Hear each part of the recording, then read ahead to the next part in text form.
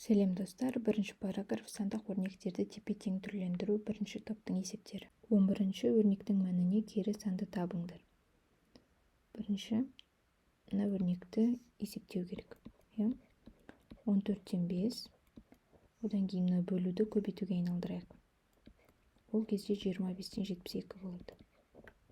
Көбейтілген 12-ден 7, бөлуді көбейтуге айналдырсақ, 5-тен 36 болады.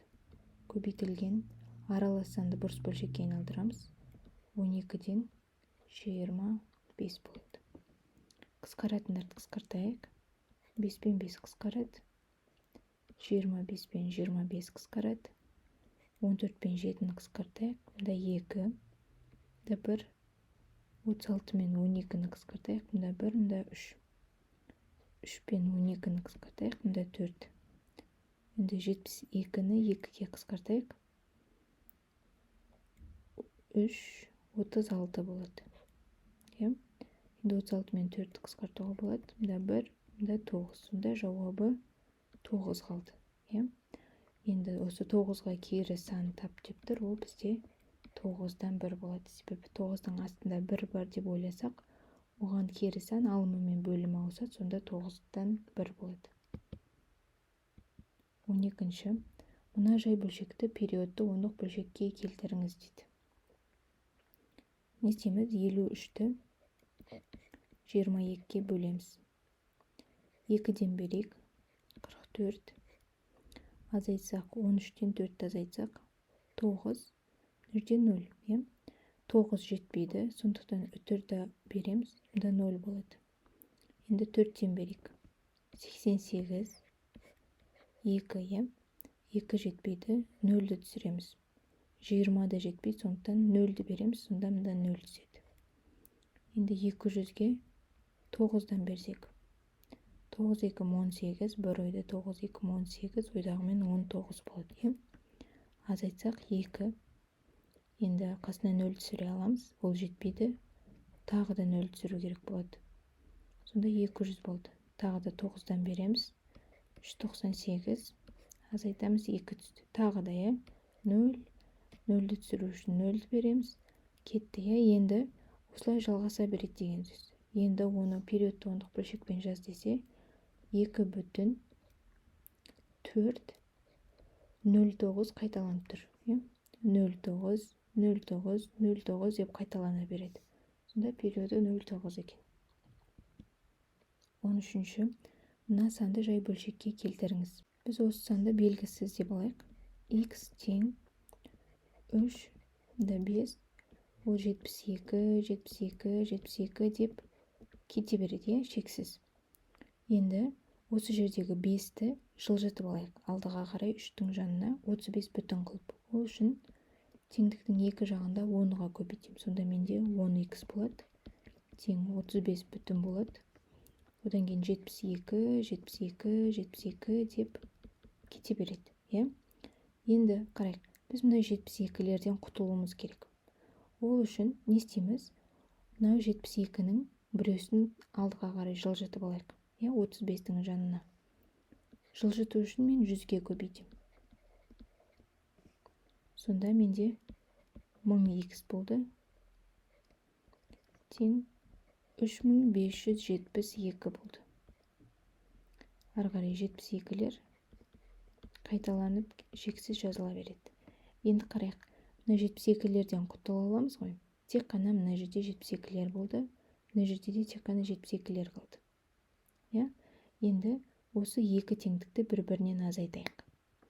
Сонда 1000x азайтылған 10x тең 3572, мына жерде периодында 72-лер қайталанады.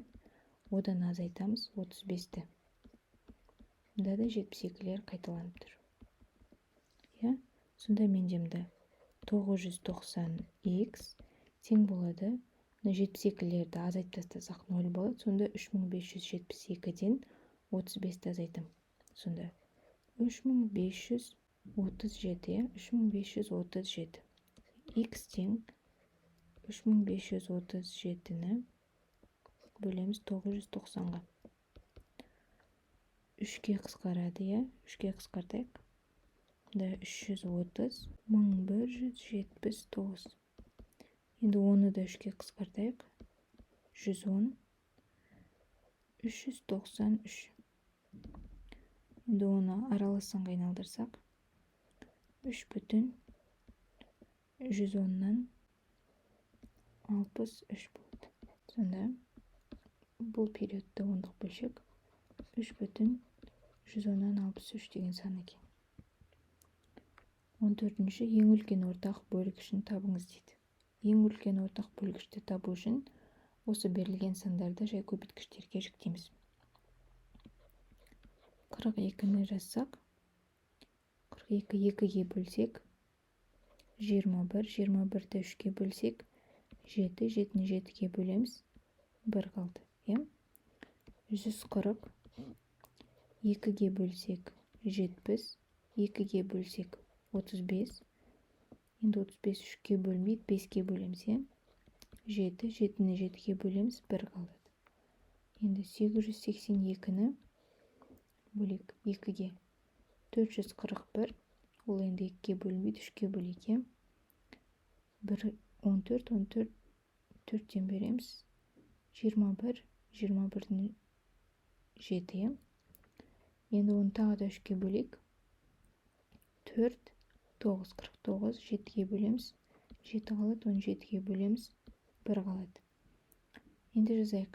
42 дегеніміз 2 көбейтілген 3 көбейтілген 7 екен. Ал 140 дегеніміз 2-нің квадраты көбейтілген 5 көбейтілген 7. 882 ол 2 көбейтілген 3-тің квадраты көбейтілген 7-нің квадраты. Енді ең үлкен ортақ бөлгіш дегеніміз 42, 140 және 882. Ең үлкен ортақ бөлгіш дегеніміз осы 3 санға да ортақ болған сандардың ең азын аламыз. Яғни қарайық, 2 мына жерде бар, 2-нің квадраты бар, 2 бар. Осы ең азы қайсысы? Бізде тек қана 2-нің 1 дәрежесі. 2-нің 1 дәрежесі үшеусінде де бар. Олай болса 2-ні аламыз. Одан кейін 3-ті қарайық. 3 біріншісінде бар, екіншісінде жоқ, үшіншісінде квадраты бар. Мына жерде ортасындағы санда жоқ, сол себептен 3-ті алмаймыз. Одан кейін 5. 5 тек біреусінде ғана бар, қалған екеуінде жоқ. Сол себептен 5-ті алмаймыз. 7-ні қарайық. 7 үшеусінде де бар, және ең азы ол 7-нің 1 дәрежесі. Соны аламыз, сонда 2, 7, 14. Ең үлкен ортақ бөлгіші 14-ке тең екен. Ең кіші ортақ еселік табыңыз дейді. Ең кіші ортақ еселікті табу үшін де жай көбейткіштерге жіктейміз. 54-ті 2-ге бөлсек, 2-ден береміз. 14, 14, 7 шығады. 27-ні 3-ке бөлсек, 9, 9-ді 3-ке бөлсек, 3, 3-ді 3-ке бөлеміз, 1. 81, 81 2-ге бөлінбейді, 3-ке бөлеміз. 3-ке бөлсек 27, 3-ке бөлсек 9, 3-ке бөлсек 3, 3-ке бөлсек 1. 135, 135 2-ге бөлінбейді, 3-ке бөлейік. Бізде 4-тен береміз. 12, 12-ден 15, 15 да 5-тен береміз. Тағы да 3-ке бөлінеді. 15, тағы да 3-ке бөлінеді. 5, 5 да 1. 189, 2-ге бөлінбейді, 3-ке бөлейік. 63, 63 3-ке бөлсек, 21, 21-ді 3-ке бөлсек, 7, 7-ні 7-ге бөлсек, 1. Енді жазамыз 54, ол 2 көбейтілген 3-тің кубына тең екен. Ал 81, 3-тің 4 дәрежесіне тең. 135, 3-тің 3 дәрежесі көбейтілген 5. Ол 189, 3-тің 3 дәрежесі көбейтілген 7.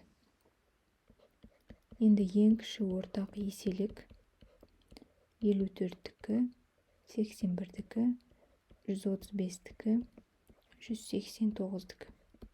Қараймыз, 54-тің құрамында 2 бар, қалған үшеуісінде 2 жоқ. Яғни ол 2-ні аламыз. Одан кейінгі сан 3. Мұнда 3-тің кубы 4 дәрежесі, кубы 3 дәрежесі, кубы. Енді оның максимумын аламыз. Мына жерде 3 дәреже, мұнда 4 дәреже, 3 дәреже, 3 дәреже. Олай болса, 3-тің 4 дәрежесін аламыз. Одан кейін 5, жалғыз өзі бар, қалған үшеуісінде жоқ. Онда 5-ті аламыз. Одан кейін 7. Ол да басқаларында жоқ, сол себептен оны аламыз. Енді осыны есептейік. Мына жерде 2 бесім 10, 3-тің 4 дәрежесі 81, көбейтілген 7. Сонда 10 көбейтілген 7, 56. Сонда ең кіші ортақ еселігі 5670-ге тең екен.